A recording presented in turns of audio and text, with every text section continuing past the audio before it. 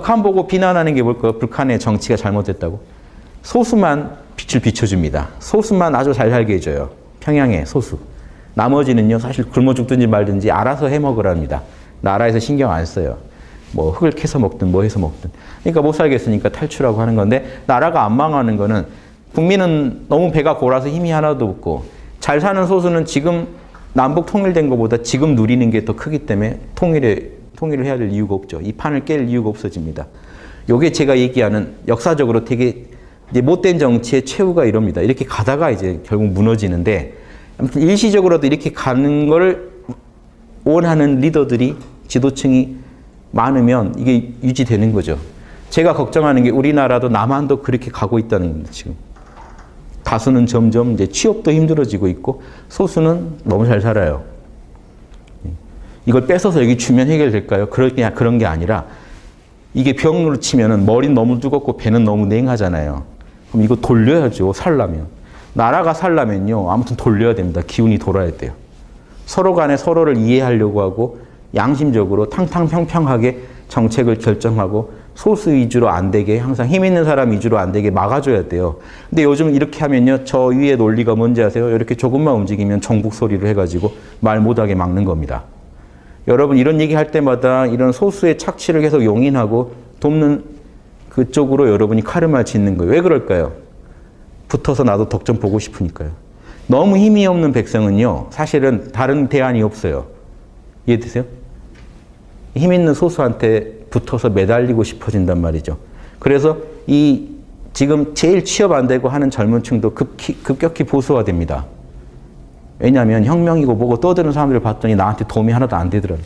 내 살 길을 열어줄 사람은 지금 돈 있는 고 힘 있는 그 사람들밖에 없던. 그래서 이 안에서 또 분열이 일어나요. 그럼 이 사람들은 좋죠. 지들끼리 싸워주는 게 제일 좋거든요. 이해되시죠? 여러분이 힘 있는 소수라도 그걸 원하실 거예요. 우리는 관심 받기 되길 원해요. 자기들끼리 싸우길 원해요. 그래서 자꾸 그런 것만 던져주면서 싸울 거리만 끌고 갑니다. 요거는 당연한 통치술입니다. 이거는 새로운 방식이 아니에요. 인류 역사상 존재했던 통치술이에요. 이렇게 해서 갈 때까지 가요. 얼마나 가겠냐 하지만 꽤 가요, 이렇게. 가는 동안 백성들이 죽어나서 문제지 꽤 가요. 위에 있는 사람들은 버틸만 하단 말이에요. 이러다 이 판 자체가 깨질 때쯤 되면은 또 새로운 리더가 이제 또 꿈과 희망을 제시하면서 등장해서 했다가 또 급격히 다시 또 이렇게 됩니다. 고려 말에 조선도 그랬고, 그 전에 신라 말에 고려도 그랬어요. 시작할 때는 되게 또 탕평책을 씁니다. 근데 조금 지나고 나면 다시 급격하게 계층이 형성되면서 바리케이트가 쳐지기 시작해요. 못 올라오게. 아주 죽지 않을 정도만 해서 끌고 가는 게. 조선도 500년 왔다지만 사실 죽지 않게만 해서 끌고 오니 이게 크죠. 그렇죠?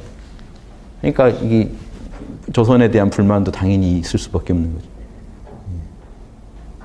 일본에 비해서 그렇게 잘 살지 않았단 말이에요. 일본은요, 되게 문화적으로 잘 누리고 살았어요. 보면 과거 사진들 봐도 적절히 취할 거 취해가면서 이런 부분이 미흡했단 말이죠. 그러니까 조선도 딱히 어디다 할 말 없어요. 이니지를 잘했으면 그랬을까요? 그러니까 사대부들이 재미 보면서 안주해버리면서 끝난 거죠. 그러면서 다수의 노비들, 꼭 노예는 아닙니다만 노비 신분을 다수 확보해서 그 사람들을 가지고 이제 힘을 다 빼놓고 그 사람들이 사회에 계속 일하게 만들면서 조선이라는 사회를 끌고 왔단 말이에요. 이런 걸 냉정히 보셔야 돼요. 역사학을 하는 이유가요, 우리가 처음 당한 일들이 아니란 말이에요. 사람들은 다 처음 당한 일인 줄 알아요. 우리 때 처음 있는 일인 줄 알고 접근합니다. 그러니까 과거에 대한 분석도 잘못되어 있고 미래에 대한 예측도 잘못되어 있어요. 판타지를 갑자기 꿈꾼다거나 아니면 너무 심한 절망을 한다거나.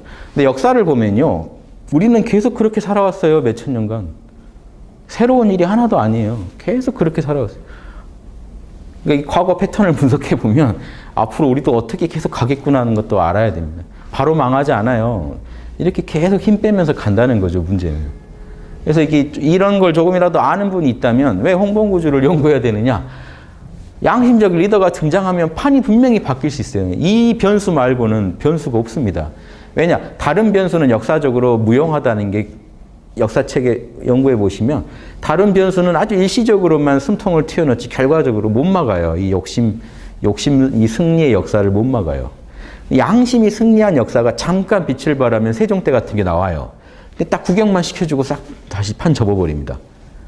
그러니까 간간이 가능하다는 것만 보여주고 있단 말이에요. 요순이 또 꽃피었다가 사라지고.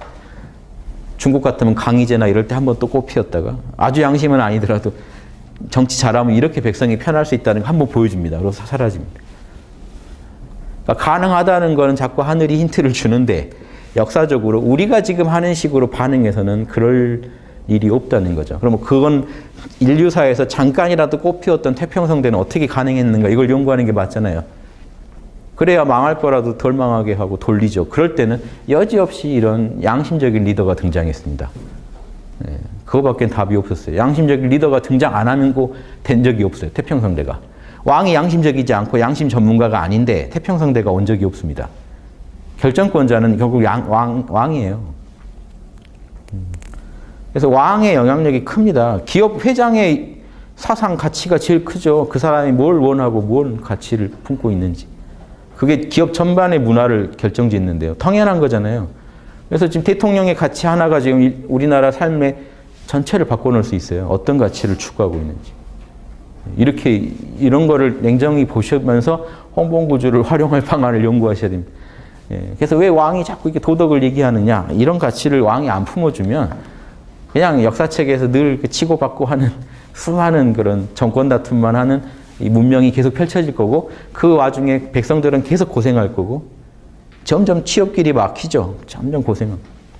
지금 스펙 뭐 어쩌고 하잖아요. 보고 있으면 안타까워요. 왜냐하면 그 스펙이 있어서 취직되나요? 안 돼요. 지금 소모전을 하고 있는 겁니다. 사실은.